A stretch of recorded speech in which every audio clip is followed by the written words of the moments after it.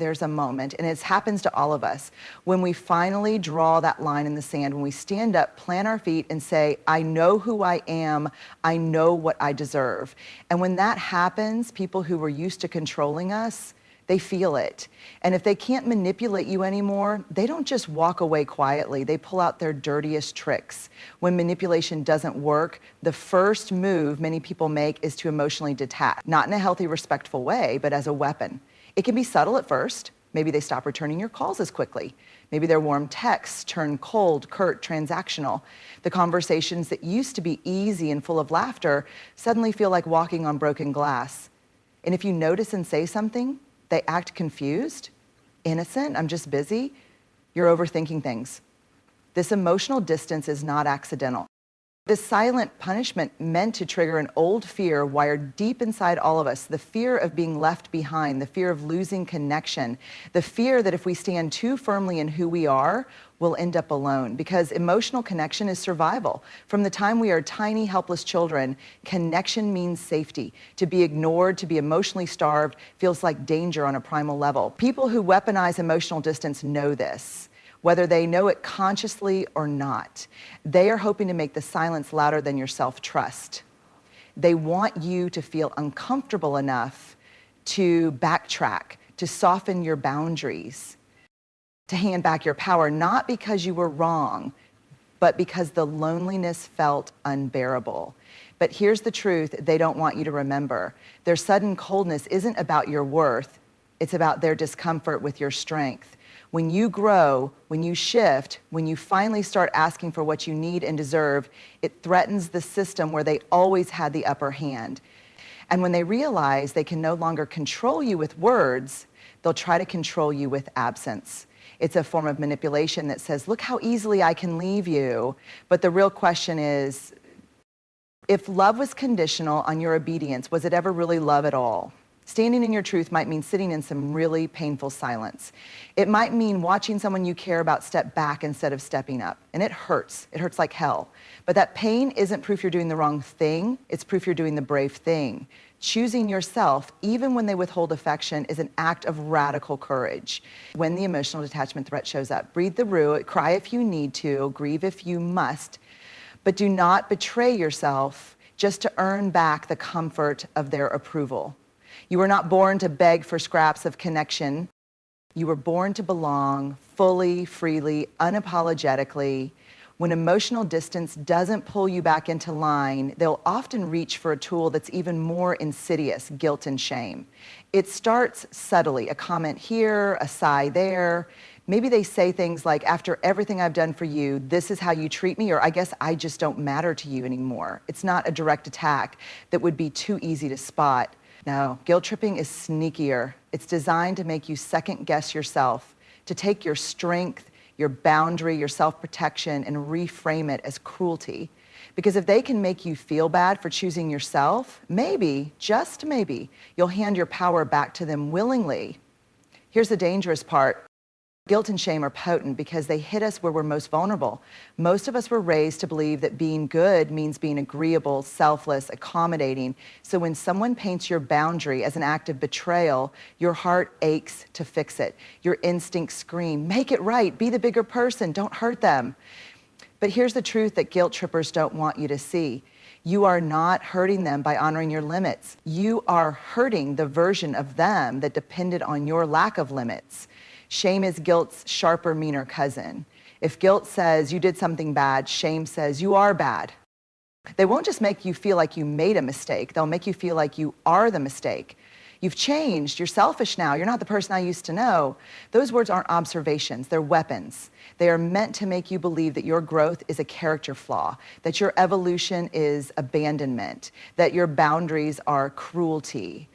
But let's be clear, you are allowed to grow. You are allowed to evolve. You are allowed to choose yourself, even if it inconveniences someone else's idea of you. And people who love you healthily will never make you carry the weight of their disappointment as proof of your love. They will never ask you to shrink, to silence yourself, to stuff down your knees just to keep them comfortable.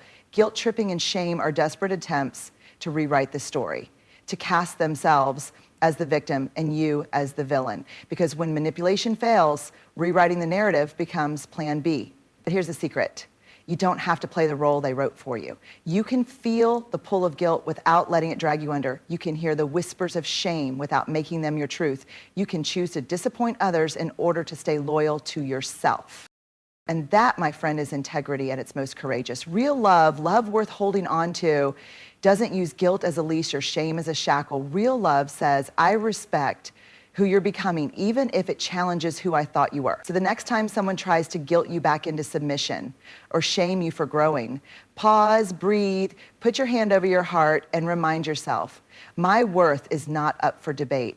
My boundaries are not betrayals. My growth is not something to apologize for. You owe no one an apology for becoming who you were always meant to be. When emotional distance doesn't crack you, when guilt and shame don't drag you back into the old patterns, there's another card they'll often play. They'll make themselves the victim. It's a masterstroke of manipulation because it flips the entire script. Suddenly, they're not the one causing harm, you are. Suddenly, you're the bad guy for daring to set a boundary. Suddenly, your self-respect looks like cruelty. Your honesty looks like betrayal. And here's the wild part. Sometimes they truly believe it. Because people who are deeply uncomfortable with accountability will often twist reality in ways that protect their own self-picture. You'll hear things like, I can't believe you would do this to me. After everything I've done for you, this is how you treat me? I guess I was never enough for you.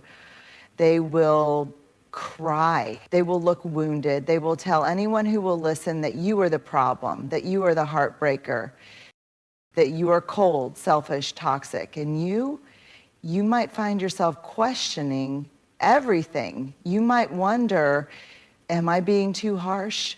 Am I being unfair? Maybe I should just apologize and smooth things over.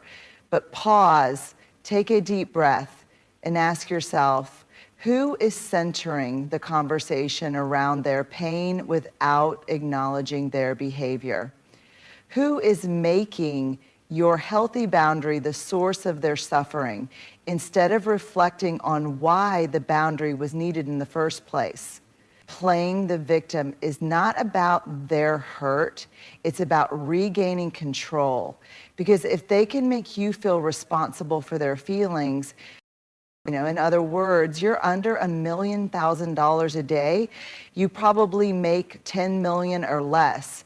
And I don't mean cause someone else hurt, but because they benefited from the version of you that didn't have boundaries.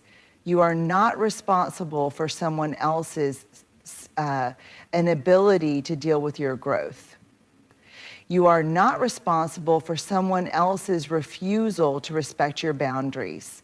It's uncomfortable, it's messy, it's heartbreaking to watch someone you care about wrap themselves in a story where you are the villain, especially when all you did was stand up for your own heart. But when they play the victim, it's not a sign you're doing something wrong. It's often a sign you're doing something profoundly right, refusing to carry responsibility for someone else's emotional labor. People who genuinely love you might feel hurt when you change, but they will not weaponize that hurt against you. They will not ask you to self-abandon to stay connected. If someone needs to rewrite history to make themselves the victim of your truth, it tells you everything you need to know about the health of the relationship. You don't have to fix their story. You don't have to defend yourself against every false narrative.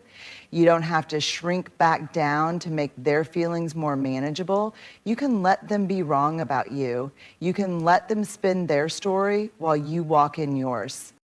A story that is messy and complicated, yes, but also brave and true. Because at the end of the day, you are not responsible for someone else's comfort. You are responsible for your own wholeness. So when they play the victim, don't play along. Hold your boundary, honor your growth, protect your peace. When emotional distance doesn't work, when guilt tripping and shame don't pull you back, when playing the victim doesn't get you to cave, they'll try something more corrosive.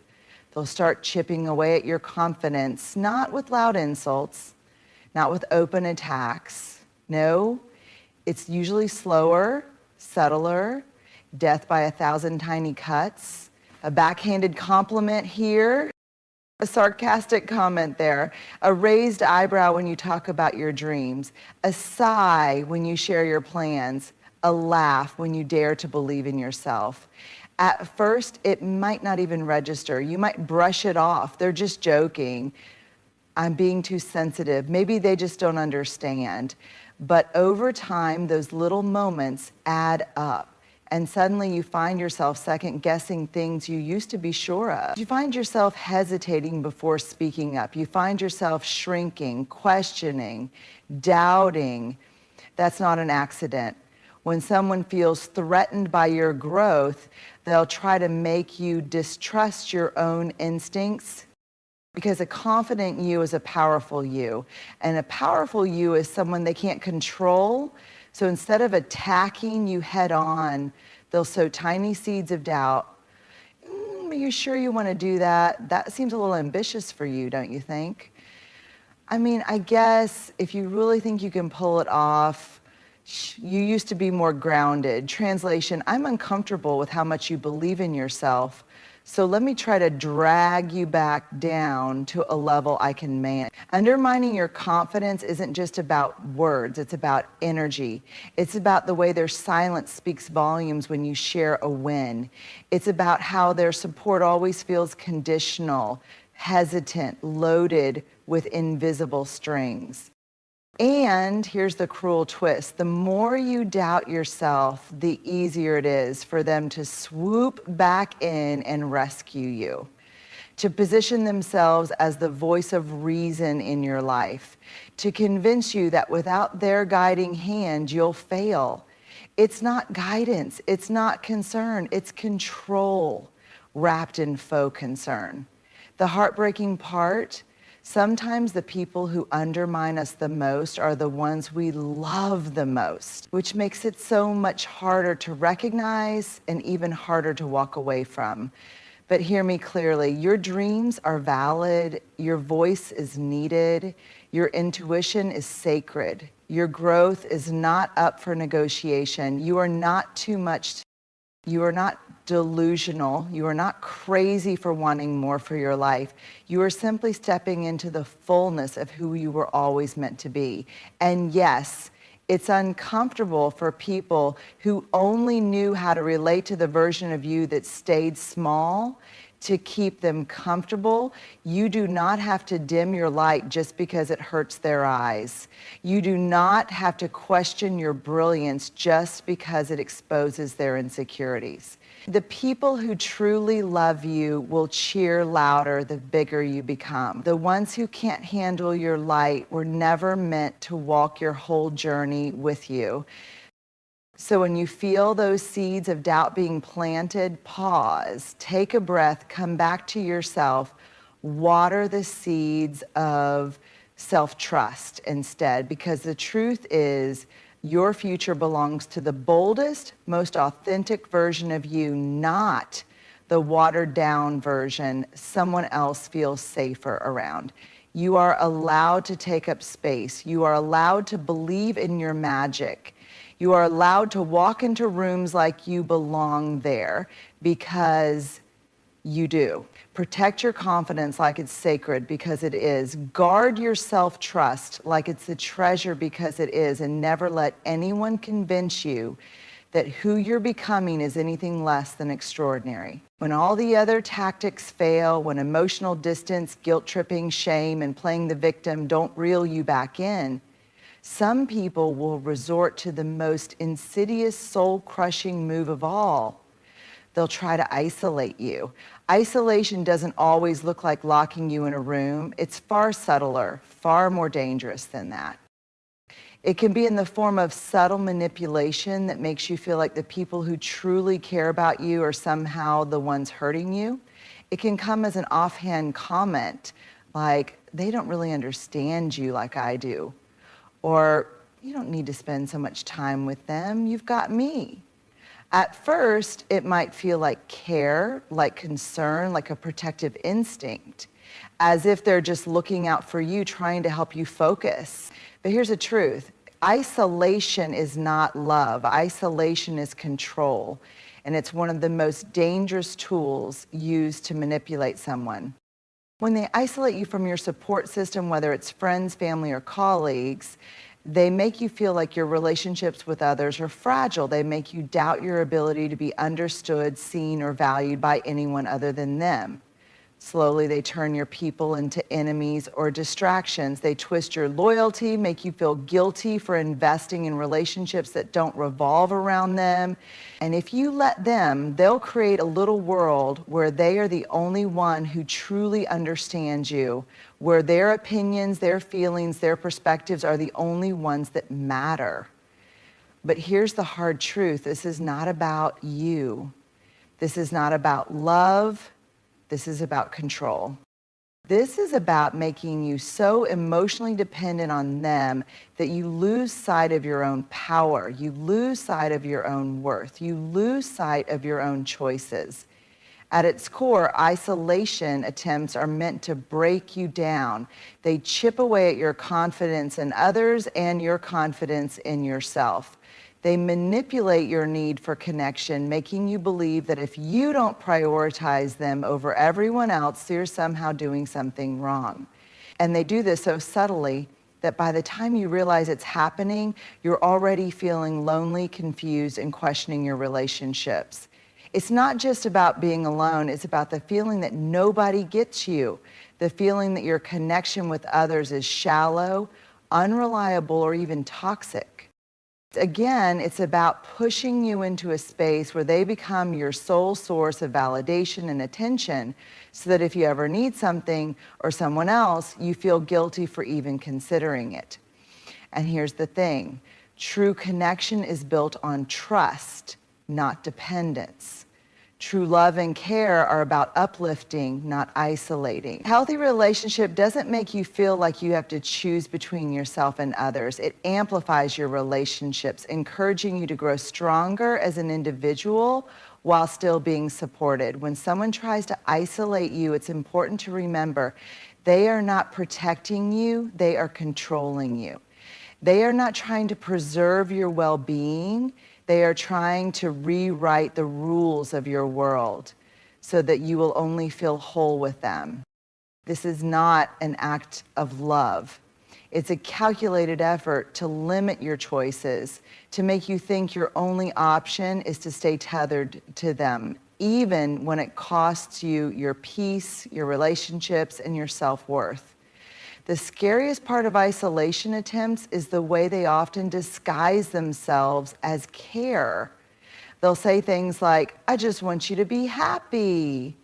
They don't really have your best interests at heart, but I do. You don't need to spend time with them. You're better off with me.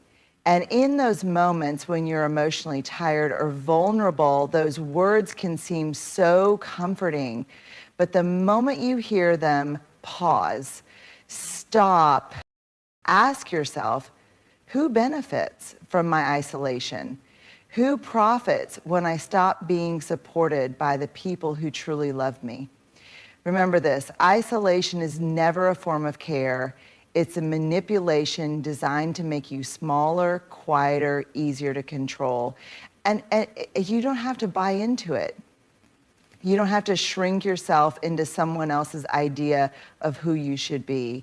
The people who love you will support your connections. The people who love you will help you expand, not contract. The people who love you will cheer when you thrive with others. And the people who love you will never ask you to choose between them and your people. So when you feel someone trying to isolate you, resist the urge to shrink away. Seek out the people who see you. the ones who respect your boundaries and love you for who you are, not for who they want you to be.